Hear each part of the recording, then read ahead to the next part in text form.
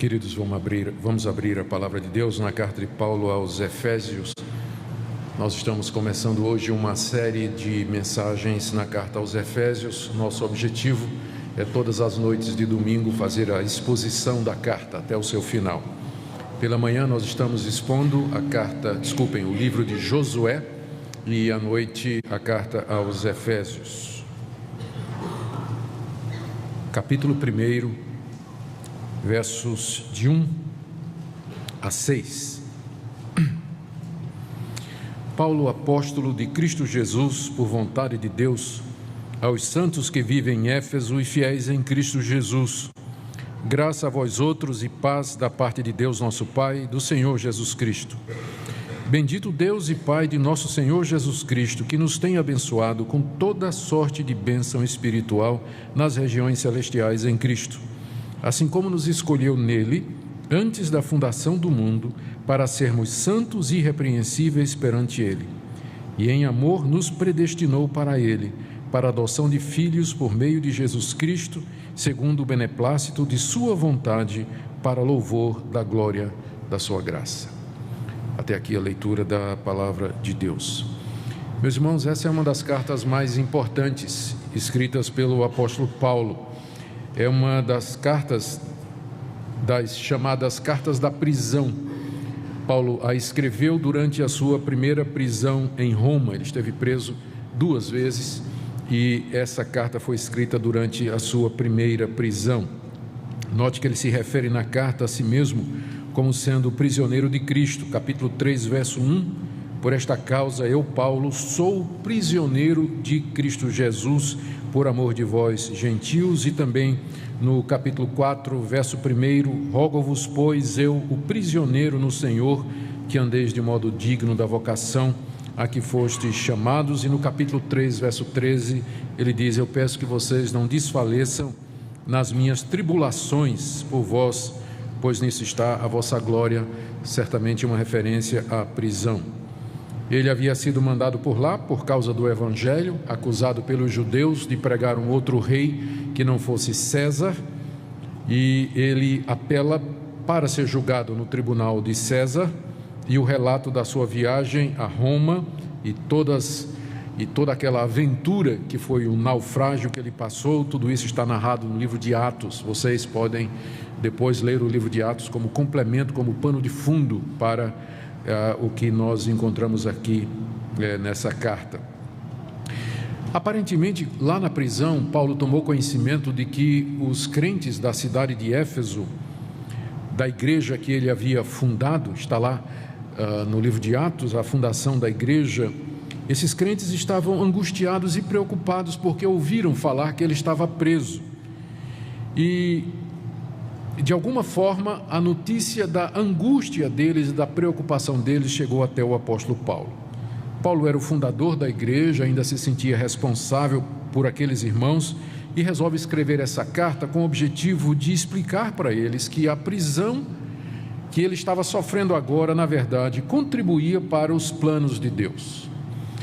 E o alvo de Paulo é descrever na carta a igreja de Deus como tendo sido concebida por Deus desde a eternidade, implantada no tempo, no espaço, na história, através do Evangelho com a vinda de Cristo, e expandida e fundamentada através dos apóstolos, razão pela qual Paulo está preso, por pregar o Evangelho aos gentios. Então esse é o alvo da carta, explicar que a prisão dele faz parte de um plano que tem origem lá na eternidade.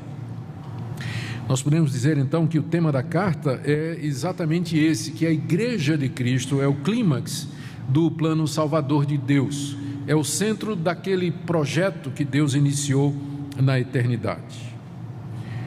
A divisão da carta é simples, ela tem 2 grandes partes. A primeira parte é uma parte mais teológica, doutrinária, em que Paulo faz uma exposição de como Deus, Pai, Filho e Espírito Santo, lá na eternidade, concebeu a igreja. E a segunda parte, o apóstolo Paulo enumera os deveres daqueles que fazem parte da igreja, uma parte teórica e uma parte prática. Capítulos de 1 a 2 tem a parte teórica Na verdade eu diria até o capítulo 3, 1, 2 e 3 tem a parte teórica, e de 4 a 6 tem a parte prática. Só para vocês terem uma ideia de como Paulo desenvolve aqui esse tema, ele começa falando das bênçãos de Deus à sua igreja no plano da salvação, capítulo 1, de 1 a 14, e em seguida ora pelos Efésios, capítulo 1, de 15 a 23. Depois ele diz que somente pela graça é que essas bênçãos nos chegam, capítulo 2, de 1 a 10. E que Deus na igreja aproxima judeus e gentios, que não são dois povos, mas um povo só, mediante Jesus Cristo, capítulo 2, de 11 a 22. E aí então ele diz que foi convocado por Deus para anunciar esse mistério, que é a igreja composta de judeus e gentios, capítulo 3, de 1 a 13, e é por isso que ele está preso. E aí ele ora uma segunda vez pelos Efésios, capítulo 3, de 14 a 21. Em seguida ele começa a exortar a igreja, ele começa fazendo um apelo para a unidade, já que a igreja era muito diversa, a igreja de Éfeso era composta de judeus e de gentios. Ele faz um apelo para que a igreja viva unida e diz que os dons espirituais foram dados para promover essa unidade e o crescimento da igreja, capítulo 4, de 1 a 16. Em seguida, ele faz uma exortação para que eles vivam uma vida santa nesse mundo, capítulo 4, verso 17 a capítulo 5, verso 21. E aí entra a questão do comportamento individual, a relação com outras pessoas, problemas relacionados com embriaguez, dinheiro, sexualidade, tudo isso está incluso nessa seção grande, onde há esse direcionamento sobre viver uma vida santa.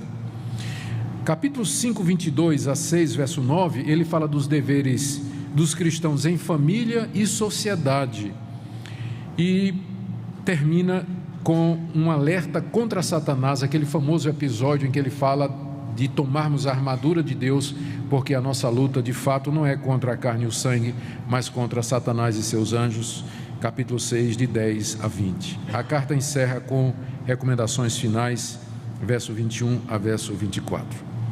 Então, essa em linhas gerais, em linhas bem gerais, o esboço da carta. Vocês veem que nós temos muito material pela frente, bom, para ser tratado. Meu objetivo é que cada vez que nós nos aproximemos de algum material, alguma passagem que nos ajuda a entender algum ponto atual de polêmica, de discussão, de questão prática, nós gastemos algum tempo com isso. A carta é muito rica e ela vai trazer, tenho certeza, bênção para nós, entendimento e instrução. Esse é o nosso objetivo.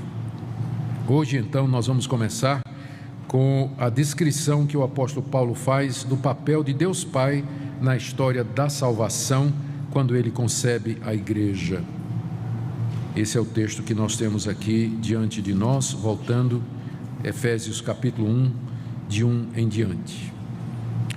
Essa passagem que eu li, do verso 1 até o verso 6, ela é parte de uma passagem maior, que vai até o verso 14. E essa parte aí, de 3 a 14, no grego, é quase que uma frase só, uma sentença só. Você nota que os nossos tradutores, pelo menos na versão Almeida, que eu uso aqui, eles foram cuidadosos em notar isso, porque eles não colocaram nenhum ponto. O máximo que você tem é um ponto e vírgula. E a ideia é que Paulo começou a falar a respeito do plano de Deus, se empolgou e saiu falando sem parar, e quando ele cansou, ele termina no verso 14, ponto. Então é uma longa sentença, onde Paulo expõe a participação de Deus, ou a elaboração da igreja na eternidade. Quando nós examinamos com calma essa grande sentença, longa sentença, nós verificamos que ela foi cuidadosamente construída em torno das 3 pessoas da Trindade. Tem 3 partes aqui. A primeira é a que eu li para vocês, enfoca a pessoa do Pai e termina com a expressão para louvor da sua glória. Veja aí no verso 6, para louvor da glória de sua graça. A segunda parte enfoca a pessoa de Deus Filho, Jesus Cristo, que começa na metade do verso 6 e vai até o verso 12, terminando com a expressão, no verso 12, para o louvor da sua glória. E a terceira parte enfoca a pessoa do Espírito Santo, começando no verso 13 e terminando no verso 14, com a mesma expressão em louvor da sua glória. Então, é uma frase longa, dividida em 3 partes, cada uma delas fala do que uma das pessoas da Trindade fez com relação à igreja. E hoje nós vamos ver a obra do Pai. Se Deus quiser, no próximo domingo, veremos a obra do Filho e assim sucessivamente. Mas o que Paulo nos diz a respeito da pessoa de Deus Pai na elaboração do projeto da igreja? Eu começo dizendo que, embora a palavra Trindade não esteja na Bíblia, e essa é uma acusação que geralmente se faz contra nós, que a palavra Trindade não está na Bíblia, o conceito de Trindade é muito claro, como por exemplo numa passagem como essa, onde Paulo fala de Deus Pai, Deus Filho e Deus Espírito Santo. E vocês vão encontrar a semelhança dessa passagem, muitas outras no Novo Testamento, onde as 3 pessoas são tratadas e referidas como sendo Deus e como participando igualmente na história da redenção. O próprio Jesus, quando mandou que seus discípulos fossem batizados, disse que o fossem em nome do Pai, do Filho e do Espírito Santo. A palavra Trindade não está na Bíblia. A palavra Trindade, ela surge no século III e IV, quando os cristãos sistematizaram aquilo que está claramente exposto na Bíblia. Trindade é o nome que eles usaram para se referir ao Deus que se revela na Bíblia como sendo Pai, Filho e Espírito Santo. Não são três deuses, não é um Deus de 3 cabeças, não são 3 manifestações diferentes de Deus, mas são 3 pessoas distintas, todas elas Deus, formando não 1 mais 1 mais 1 igual a 3, mas um único Deus.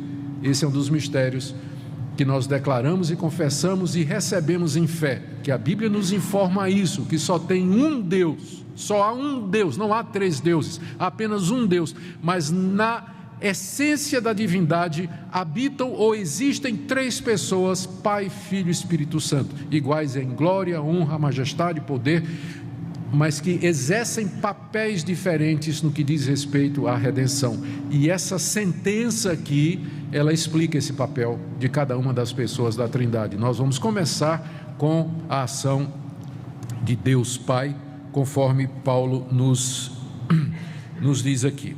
Eu vou pular os versos 1 e 2, que são o início da carta, a saudação. Paulo se nomeia como apóstolo de Jesus Cristo, identifica os destinatários, que são os santos que vivem em Éfeso, e pronuncia uma bênção sobre ele, ou um voto de graça e paz. É assim que ele sempre começa as suas cartas. Começando então do verso 3. A participação do Pai no glorioso plano da salvação.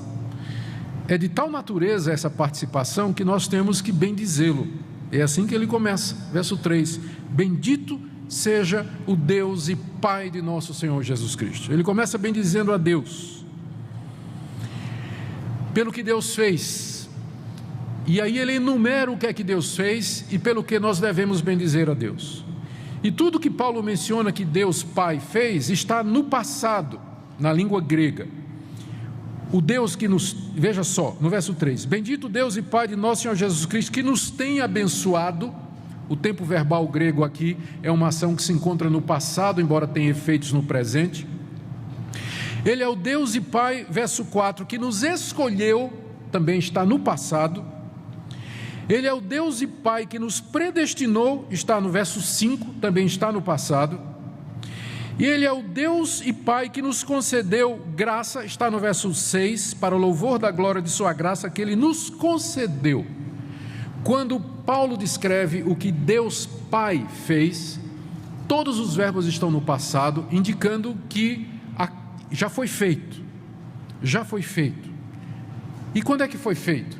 Na eternidade. Antes de haver mundo, antes de haver humanidade, Deus Pai elaborou, decretou, escolheu, predestinou, determinou que as coisas fossem assim. Está tudo no passado. Deus não está mais planejando a igreja, Deus não está mais escolhendo quem vai ser salvo, predestinando quem vai ser, tudo isso já foi feito, tudo está no passado aqui, diz o apóstolo Paulo. E o que é que Deus Pai fez? Vamos um por um. Primeiro, Ele nos abençoou, de forma rica e variada. Bendito Deus e Pai de nosso Senhor Jesus Cristo, que nos abençoou, nos tem abençoado com toda sorte de bênção espiritual nas regiões celestiais em Cristo Jesus. Toda sorte de bênção espiritual, todo tipo, com uma variedade enorme de bênçãos espirituais. É claro que Paulo aqui poderia ter mencionado também as bênçãos materiais, porque elas também vêm de Deus. Mas as espirituais têm precedência, porque as bênçãos materiais, como saúde, riqueza, prosperidade, bens, elas têm a ver com esse mundo que passa. As bênçãos espirituais têm a ver com a eternidade, com o mundo vindouro, com a nova era que se aproxima em Cristo Jesus, com a nova humanidade que Deus está criando. Por isso, Paulo menciona bênção espiritual e diz que elas estão ou são nos lugares celestiais. É uma expressão que só aparece nas cartas de Paulo, e Paulo está se referindo, sem dúvida, ao mundo celestial invisível, onde o Pai habita, tendo Cristo ao seu lado, onde se movem os anjos, esse mundo espiritual tão real quanto o mundo concreto que nós observamos, mas que é invisível aos nossos olhos, que interpenetra a nossa realidade, que se relaciona conosco, que está ao nosso redor. Essas são as regiões celestiais. A área de ação do Pai, do Filho, do Espírito Santo, dos anjos. E ele diz que todas estas bênçãos, final do verso 3, foram dadas em Cristo. Vocês vão notar que quase em cada versículo, Paulo está dizendo: Deus fez isso em Cristo, Ele nos concedeu isso em Cristo, Ele fez isso em Cristo, em Cristo, em Cristo. Esse é o critério ou meio pelo qual Deus nos abençoou, na pessoa de Cristo. Na pessoa de Cristo Jesus. É através de Cristo que Deus nos alcança com seu favor e de sua graça, e é através de Cristo que nós vamos a Ele. Sem Cristo não haveria essa interação de Deus para conosco, mas isso vai ficar muito claro na carta à medida que nós prosseguimos. Então, a primeira razão pela qual Deus é bendito pelo apóstolo Paulo, bendito Deus e Pai de nosso Senhor Jesus Cristo, é porque Ele nos abençoou com toda sorte de bênção espiritual nas regiões celestiais em Cristo Jesus. Somos um povo abençoado espiritualmente, um povo cheio da graça e da misericórdia de Deus. E Ele enumera duas destas bênçãos, porque delas procedem todas as outras. A primeira é a escolha de Deus, no verso 4. Assim como nos escolheu nele, antes da fundação do mundo, para sermos santos e irrepreensíveis perante ele. Eu tenho certeza que, para muita gente, essa lista de Paulo está equivocada. Quando a gente fala que Deus elegeu, que Deus escolheu antes da fundação do mundo, a primeira reação é: puxa, mas isso aí não está escrito que Deus não faz acepção de pessoas? Quando você escolhe uma pessoa, você escolhe uma e deixa de escolher outra. Se para com Deus não tem acepção de pessoas, como é que nós podemos falar a respeito de escolha da parte de Deus? Todavia, é a primeira bênção que está na lista de Paulo. No topo da lista está essa daqui: Ele nos escolheu. Paulo tem consciência de que ele faz parte do povo escolhido de Deus. E quando ele usa o plural, nos escolheu, ele tem certeza que os cristãos de Éfeso, a quem ele escreve, também fazem parte desse povo escolhido. Eu não sei o que é que você pensa a respeito da escolha ou da eleição, mas uma coisa eu sei: para o apóstolo Paulo era motivo de gratidão, era motivo de bendizer a Deus, não era motivo de ficar chateado ou preocupado, mas era um motivo de louvor e adoração a Deus. Bendito seja Deus, porque nos escolheu antes da fundação do mundo para sermos santos e irrepreensíveis perante Ele. Note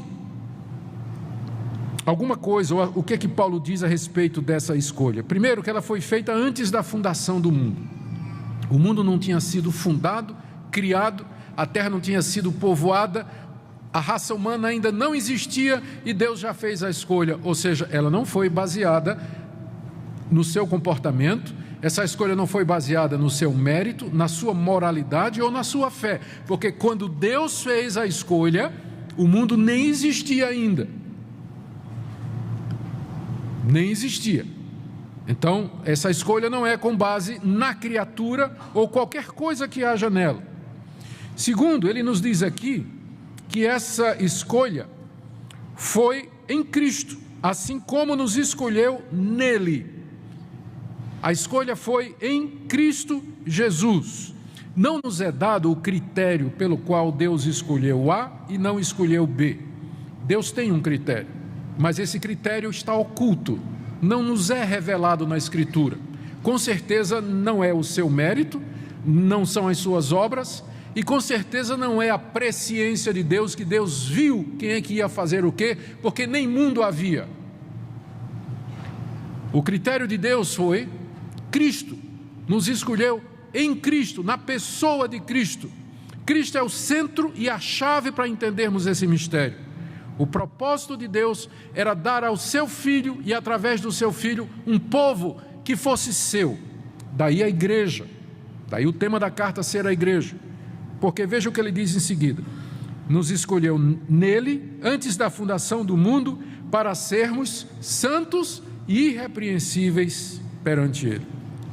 Essa é a razão da escolha, essa é a razão pela qual na eternidade Deus escolhe, Deus determina a criação, o surgimento de um povo em Cristo Jesus, antes que o mundo existisse, para que fosse um povo que estivesse diante dele, nas palavras de Paulo, de maneira santa e irrepreensível. A escolha de Deus não foi para que você vivesse de qualquer forma, mas Deus nos escolheu para vivermos de maneira santa e irrepreensível aqui nesse mundo. Quando falo irrepreensível, não pensemos em perfeição, porque todo o restante da Bíblia vai nos dizer que os escolhidos também pecam, e há exemplos claros de escolhidos que pecaram e pecam, mas quando fala de irrepreensível, é que o alvo de Deus é que esse povo não seja conhecido por ser um povo mentiroso, fofoqueiro, desonesto, imoral, desobediente, avarento, perverso, impuro, pervertido, não, mas um povo que anda diante de Deus, que ama a Deus e quer fazer a vontade de Deus. Foi para isso que Deus escolheu. Esse é o alvo da escolha de Deus. As implicações disso são muito graves e sérias.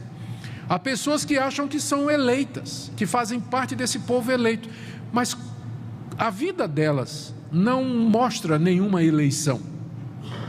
Como é que se sabe que você faz parte desse povo escolhido? Se Deus escolheu esse povo para ser santo e irrepreensível, você não pode viver uma vida de imoralidade, de fornicação, de mentira, de prostituição, de impureza, de adultério, de desonestidade e ainda ter o desplante de dizer que você foi escolhido por Deus para fazer parte do povo dele.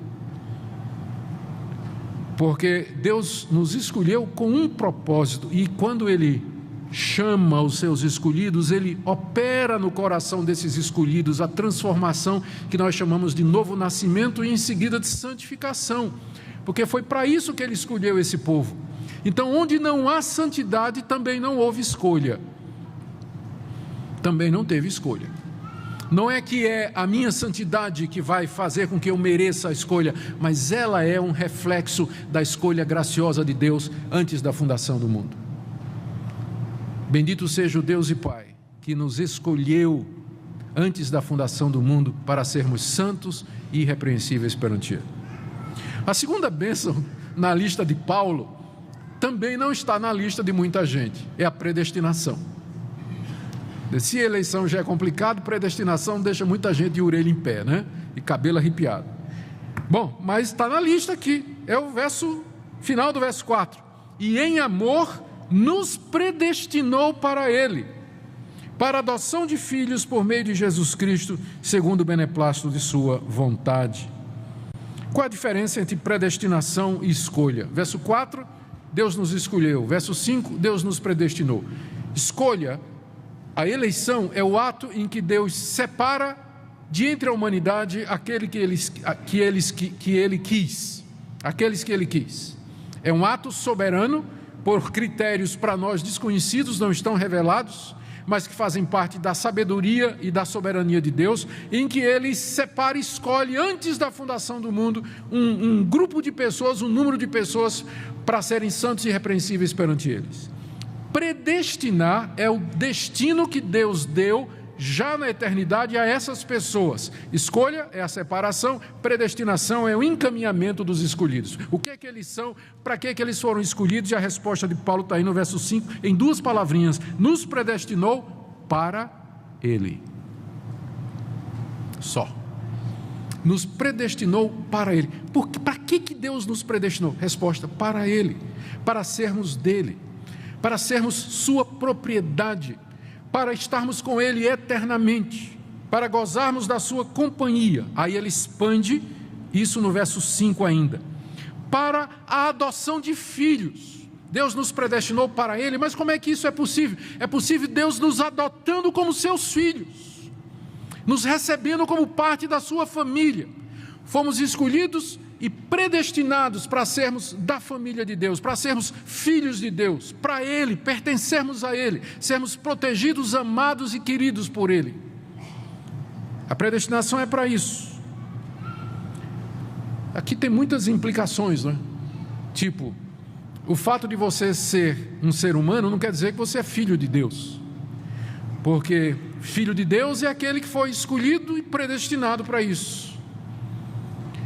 Você pode ser, você é um ser humano, mas não é o nascimento natural que lhe faz filho de Deus. É preciso que haja essa vocação, esse chamado de Deus, sobre o qual nós vamos falar mais adiante. Como é que Deus chama esse pessoal? Aqui que vai entrar a pregação do Evangelho, aqui que vai entrar a sua decisão, aqui que vai entrar a escolha e uma série de outras coisas sua e assim por diante. Nós vamos chegar lá. Mas o ponto agora que eu quero destacar, porque Paulo está destacando aqui, é que a predestinação é para que nós sejamos filhos de Deus, e que não é possível ser filho de Deus a não ser por essa via. Se Ele não nos chama, se Ele não nos convoca. Aliás, se Ele não nos chamar e se Ele não nos convocar, ninguém quer ser filho de Deus. É muito mais gostoso ser filho do diabo. É muito mais divertido. Eu sei porque eu já fui. É muito mais divertido. Aliás, na época eu achava que era. Hoje eu tenho outro pensamento. Eu acho muito mais divertido ser filho de Deus, não tenha dúvida. Mas na época eu não queria nem saber das coisas de Deus. Até o dia em que Deus fez a sua eleição e predestinação cair no meu coração com toda a força. Mas essa é a razão da predestinação. E outra vez aparece a expressão, verso 5, por meio de Jesus Cristo. Lembra que eu falei? Quase todo o versículo, em Cristo, por meio de Cristo, através de Cristo. Nada sem Cristo. Nada sem Cristo. Ele nos escolheu em Cristo e nos predestinou através de Jesus Cristo. Ele é o mediador entre Deus e os homens. Nele nós temos, é o que ele vai explicar em seguida, todas estas bênçãos. Deus fez isso, final do verso 5, segundo o beneplácito de sua vontade. A palavra beneplácito quer dizer o bom prazer da vontade de Deus. Se você pergunta, por que é que Deus fez isso? Essa é a pergunta número 1, quando a gente trata desse assunto. Que vai assim, pastor, Deus sabia que Adão ia pecar? Claro. Deus sabia que o mal ia entrar no mundo? Sim. Deus sabia que a humanidade, a maior parte, ia querer ir para o inferno porque não quer se arrepender? Claro. E por que que Deus criou o mundo a si mesmo? Resposta, segundo o beneplácito de sua vontade, para o louvor da sua glória. Não tem outra resposta na Bíblia. A resposta da Bíblia é que Deus, da eternidade, eu vou usar termos humanos, Ele fez uma conta. É claro que Ele sabia da entrada no mundo, nada disso aconteceu sem a vontade dele. A entrada do mal do mundo, a entrada do pecado no mundo, nada disso acontece ou aconteceu sem a vontade de Deus. Ele sabia da escolha de Adão, não teria acontecido também sem a vontade de Deus. Fechando a conta, no final, Deus entende, Deus sabe na sua sabedoria infinita, porque Ele sabe o que faz, a gente aqui não sabe o que diz. Na sua sabedoria infinita, Deus no fim levaria toda a glória. Não tinha outra maneira de Deus receber toda a glória, honra e louvor eternamente por um povo redimido e livre do pecado para todo sempre, porque no reino eterno não haverá mais possibilidade de pecar. No mundo original em que Deus criou, no paraíso, havia a possibilidade, mas no novo céu e na nova terra não vai haver mais. É por isso que era necessário todo esse processo para que o pecado fosse cometido, julgado, exterminado em Cristo Jesus, para que de fato pudesse haver felicidade eterna. Não existe felicidade eterna quando o pecado sempre está rondando e a possibilidade de nos atingir como era no paraíso. Mas na conta final, lá na glória, não vai poder mais haver pecado. Agostinho, que um dos pais da igreja, ele tentou explicar isso da seguinte maneira: lá no paraíso eu podia pecar, depois que eu pequei lá no paraíso eu não posso não pecar. Depois que a graça de Deus me alcançou, eu posso não pecar, mas quando vier o estado eterno eu não posso mais pecar. É para lá que nós nos caminhamos, mas para sair dessa fase, eu posso pecar, para a fase, eu não posso mais pecar, é preciso passar por tudo isso. A entrada do pecado no mundo, morte, destruição, morte de Cristo, ressurreição e finalmente a glória eterna. Esse é o plano de Deus e Ele é sábio, Ele é profundo e nós nos curvamos diante dEle em adoração. Como Paulo no final da exposição doutrinária de Romanos diz: ó profundidade da riqueza, da sabedoria e do conhecimento de Deus. Por que Deus fez tudo isso? Resposta: porque Ele aprouve, Ele é Deus, Ele faz o que Ele quiser. Como Paulo diz em outro lugar: quem é você para discutir com Deus? O que é que você sabe? Lembra do final do livro de Jó? Jó se queixando da vida, Deus lhe aparece e diz: onde é que estava você quando eu criei o mundo, Jó? Onde é que estava você quando os anjos cantavam, quando eu criava as estrelas? Quem é você para argumentar? Queridos, eu vou dizer uma coisa. Eu sei que essa doutrina da soberania de Deus, da escolha e da predestinação, ela é difícil para a nossa natureza humana. Mas eu queria lhe fazer um pedido. Não diga que ela é antibíblica, porque ela está na Bíblia. Não diga que ela é do diabo, como um determinado pastor famoso disse recentemente. Não diga isso. Diga simplesmente: ela está na Bíblia, eu apenas não compreendo. Eu não compreendo, mas que ela está na Bíblia está, e que é ensinada na Bíblia, ela é sim. Eu apenas não consigo compreender. E eu quero dizer uma coisa: a sua salvação não depende de você compreender isso. A sua salvação depende de você estar arrependido dos seus pecados e crer que Jesus Cristo é o Filho de Deus e que não há salvação senão mediante Ele. A sua salvação depende disso. Mas não de uma compreensão exata e perfeita dos decretos de Deus, ou de uma passagem como essa. Por isso eu abraço você como meu irmão, mesmo que você não pense como eu nessa questão, mas é meu irmão se crê em Cristo Jesus. É um irmão que precisa aprender um pouquinho mais, mas é meu irmão de qualquer forma. Eu vou lhe abraçar, beijar e receber. Somos irmãos em Cristo. E na glória nós tiraremos a limpo essa questão. Não é isso? Tiraremos a limpo essa questão. No final, Deus receberá toda a glória, porque esse é o propósito dele aqui, como Paulo diz no final dessa primeira parte, no verso 6, para louvor da glória de sua graça. Por que é que Deus fez tudo isso? Para que a sua graça fosse louvada, recebendo então toda a glória, para que na eternidade afora, os povos redimidos, a nação redimida, glorifique a Deus, dizendo: que graça infinita, que bondade sem limites e sem fim, que Deus maravilhoso. Termino com algumas implicações para nós. Primeira delas, a salvação dos nossos pecados e da condenação que os nossos pecados merecem, a salvação do inferno eterno e do tormento eterno, é um dom de Deus, é obra de Deus. A salvação é obra de Deus Pai, do começo ao fim. Ele planejou isso lá na eternidade, antes da fundação do mundo. Ele planejou tudo soberanamente, em amor. Ele elegeu e predestinou um povo para ser dele, para ser filho dele e viver com ele eternamente. Tudo isso ele fez para a sua glória. Por isso que Paulo começa essa parte dizendo: bendito seja Deus, glorificado seja Deus. Segunda implicação: se você faz parte desse povo, a nossa vocação é sermos santos e irrepreensíveis. Quem diz assim: uma vez salvo, salvo para sempre, fui predestinado, nunca vou me perder, e usa isso como desculpa para viver no pecado, eu duvido que essa pessoa seja eleita.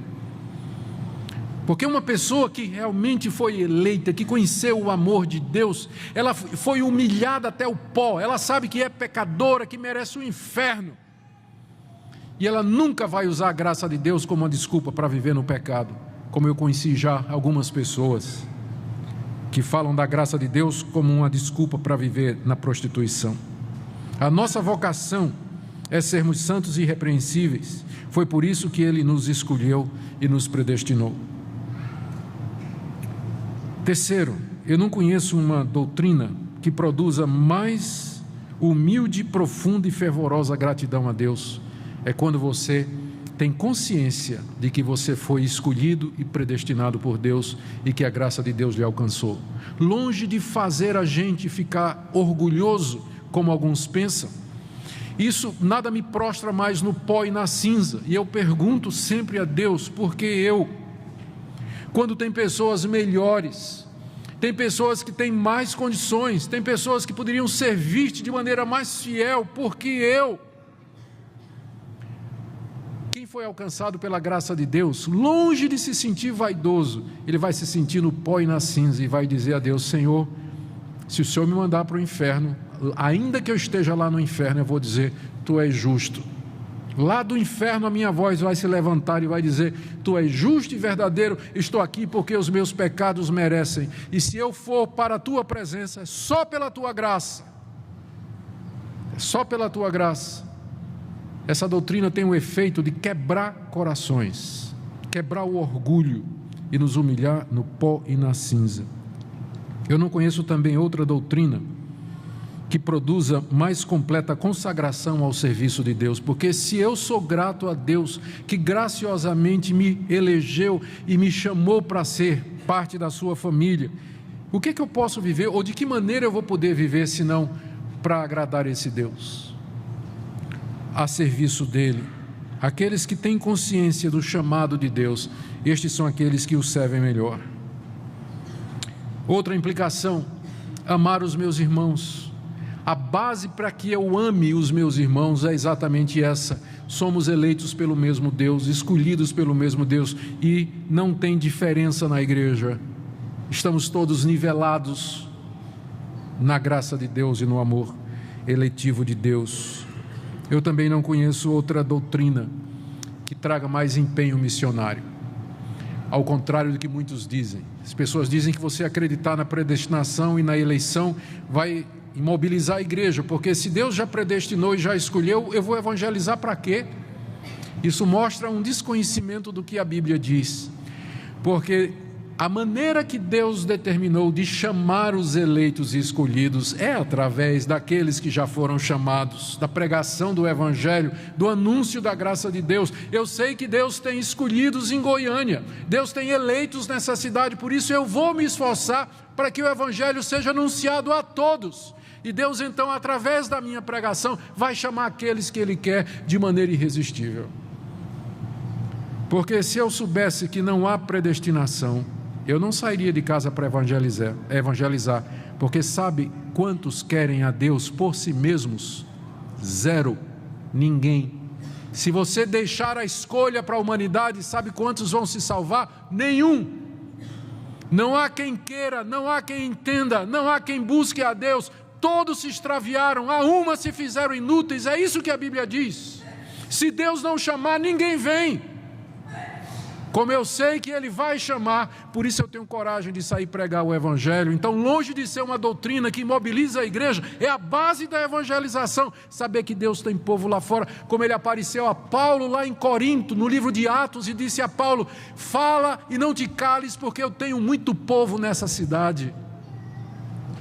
Foi assim que Deus animou o apóstolo Paulo: eu tenho muito povo nessa cidade, prega o Evangelho, Paulo. Porque é através da pregação que Deus vai chamar os escolhidos e eleitos.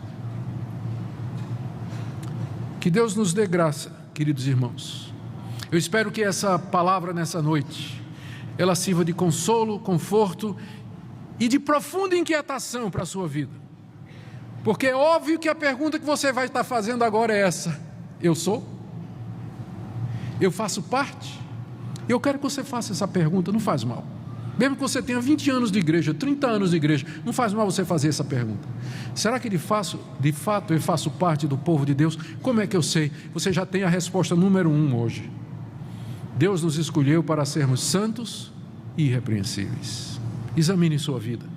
É a vida de um eleito? É a vida de alguém amado por Deus? Alguém que foi chamado para ser filho de Deus? E nessa noite, tome a decisão de dizer: Deus, eu quero viver de maneira digna do teu chamado e da tua vocação. E talvez haja alguém aqui essa noite dizendo: eu tenho certeza de que eu não sou, mas eu quero ser.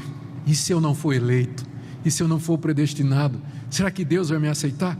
Querido, só o fato de você dizer eu quero, já é Deus na sua consciência, já é Deus falando ao seu coração: venha, venha, creia nele, lance-se aos pés dele, abrace-se a Jesus pela fé e diga: Senhor, me aceita, miserável pecador. Vocês notam como é errado esse evangelismo lá fora, que diz assim: vinha de uma cidade aí para Goiânia de carro, e eu vi uma placa assim: dê uma chance a Jesus. Jesus não precisa de chance, é você que precisa. Porque às vezes o pessoal faz esse apelo, né? Aceita Jesus, dê uma chance a Jesus. Jesus está esperando, está batendo a porta. Não vou. Jesus está esperando, coitadinho, morreu na cruz pelos seus pecados. Venha a Jesus. Não quero. Não, querido, não é assim não. É o contrário. Você que tem que chegar a Ele e dizer: tenha misericórdia de mim, pecador. Há esperança para mim. Posso escapar da condenação do inferno. O Senhor terá misericórdia de mim. Buscai ao Senhor enquanto se pode achar. Invocai-o enquanto está perto. Então, se no seu coração você tem desejo e diz eu quero, isso já é prova da eleição, já é prova do chamado de Deus, porque aqueles que Deus não elegeu e não predestinou, esses nunca vão querer, nunca vão se interessar, não estão nem aí, querem viver a vida no mundo e serão castigados por isso. Mas nessa noite esse Deus gracioso e perdoador nos chama, que nós ouçamos o seu chamado. Amém?